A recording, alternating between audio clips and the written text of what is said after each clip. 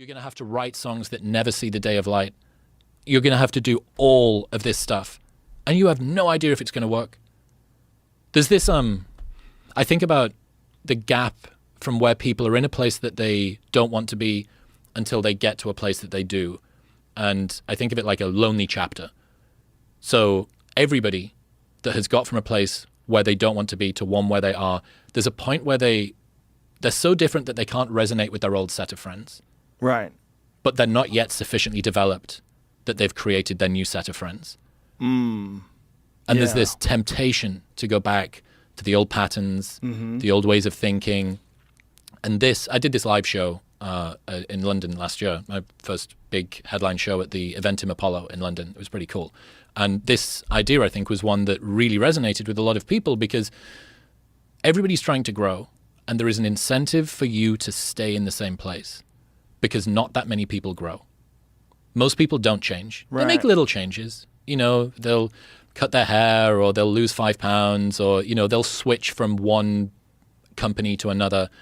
But how many people do you know that have lost 50 pounds or moved to a different country or have genuinely changed the way that they see the world? It's pretty rare. It's not that common. And we are such mimetic creatures. We're so shaped by the people around us that we can't help but be tempted. You know, you're going to have to do something. If you want to go from where you are to where you want to be, you're going to have to do something that makes you more different, more weird, more easy to be mocked, especially if you come from a country like the UK, where I'm from. Being different's not particularly celebrated in that way. It's the sort of thing that's quite easily mocked. There's a big culture of piss-taking. And if you start, what are you talking to people on the internet for? It's fucking weird. Like, that's stupid. That's not going to work. Why are you going to do that? So if you don't have that level of enthusiasm, there is no support around you to tell you that the thing that you're trying to do, the taking up the martial art, why are you training this Taekwondo bullshit, like, you know, fucking 6 nights a week? Why are you coaching all of these mums and all of these, like, old guys on how to do Tai Chi or whatever? Why are you doing that? Well, because maybe I'm sort of pulled to it, and there is this temptation to go back to your old ways of thinking. Go back to the road that you already know how it's going to end. And I get the sense that this is not a bug. It is a feature. It's a part of moving from a place that you do not want to be to one that you do. And for the most part, you actually need to live through this lonely chapter. And you look at it and you go, well, the fucking Rocky montage was 3.5 minutes. For me, it's been 5 years. Where's the championship ring? You know what I mean? I haven't won the fight. Where's Apollo Creed? None of this stuff's happened. The thing that I wish more stories talked about, if you watch it in the movies, yeah, sure, there's ups and downs in the journey of the athlete that's going to change his life around and get the girl. But his self-belief never wavers, right? He makes the decision, and it's one straight shot, typically. And there'll be some challenges, but he'll get there. His self-belief never wavers.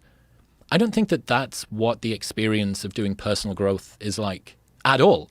In my experience, you're just swimming in uncertainty and fear and a lack of belief that it's even going to happen. You don't even have the promise of glory on the other side of it. I don't even know if this is going to be worth it. And I'm fucking doing Sam Harris's waking up meditation app, and I'm journaling on a morning. I'm going to the gym. Why am I eating meat and fruit? Does this even work? Like, you know, you're doing all of this stuff, scrabbling like a guy in a fucking well, trying to find a handhold. And if you don't have a good community of people that are also doing that, you're on your own.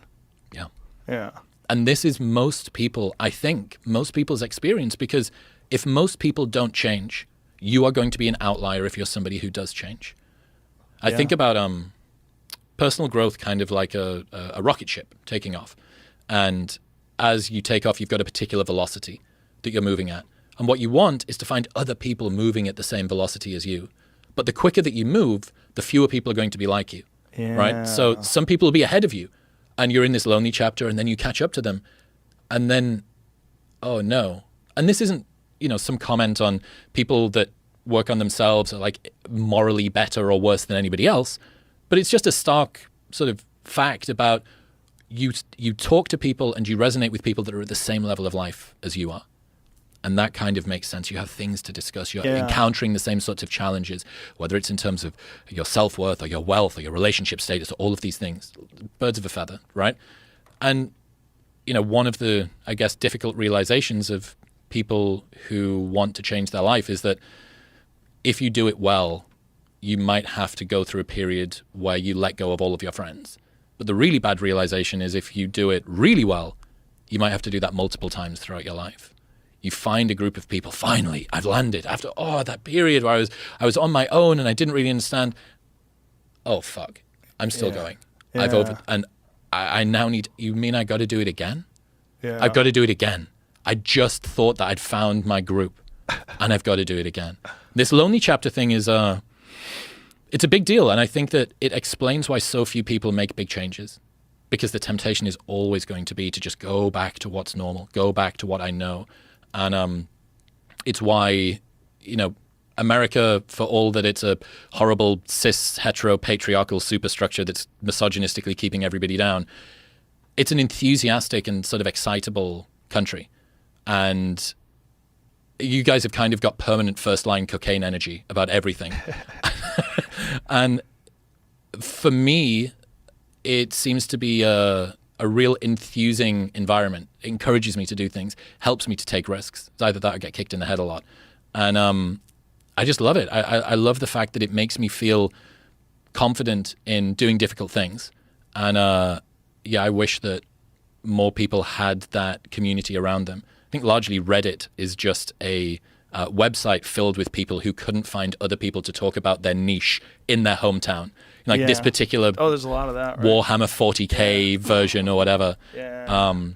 But yeah, it's difficult. And when you get to the stage where you're faced with some personal growth decision, you're always going to have to make this value exchange of, do I want to move forward on my own or do I want to go back with my friends? It's a good point, man. Chris.